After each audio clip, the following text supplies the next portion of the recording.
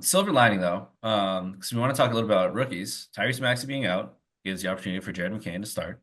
As a starter in 3 games, he is averaging a smoldering 27.7 points on 47% from three, 51% from the field. A lot of these pull up mid rangers, not just his 3 point shot. It's not just spotting up, and he's doing it on volume. Dude, he's shooting almost 20 shots a game in those 3 games. And they just absolutely need him on the floor because no one else seems to be interested in playing good basketball on that team.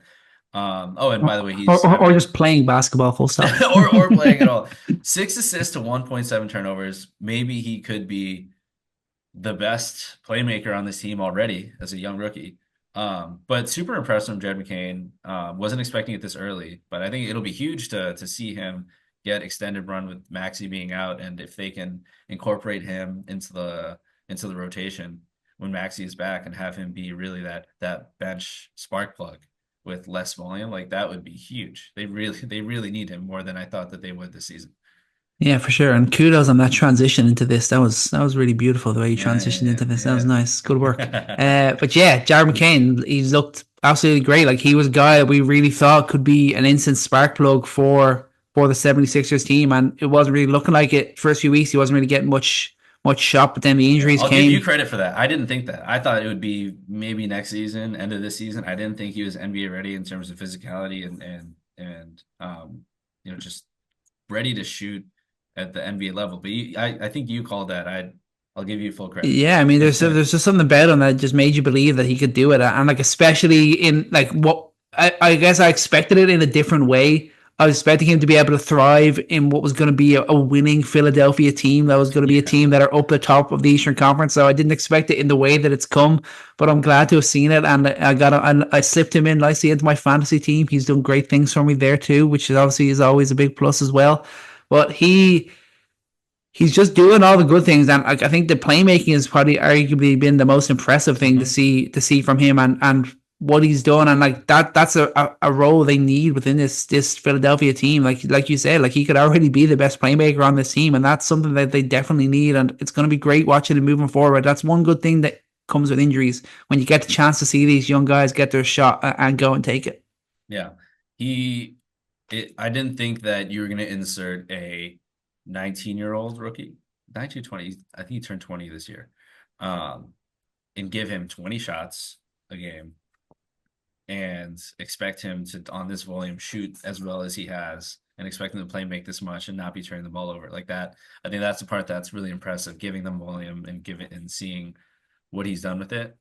Um, Now an interesting thing about volume for rookies is sometimes more volume, like there's diminishing returns. Like you're getting too much on their plate, they're going to turn the ball over more. They're going to be less efficient, and maybe you're not getting the right system. But for some shooters like rookie Dalton Knecht, it's complete opposite. You need to get in a rhythm. And why did they get JJ Redick in there? They needed their offense to modernize. They needed to get more in a rhythm. And interestingly enough, when Dalton Knecht, he's playing 20 or more minutes, he's shooting 53.1% on threes. When he plays less, shooting 31.6% from three. And as a starter in 4 games, he's averaging 20 points per game on 51% beyond the arc. These are unsustainable numbers, but exactly what they needed from this rookie. Another guy who I think more people are expecting to have this role, but can he be the catalyst for the flashes of Lakers offense we saw a little bit earlier in the season that we thought would carry them to a playoff performance at the end of the season?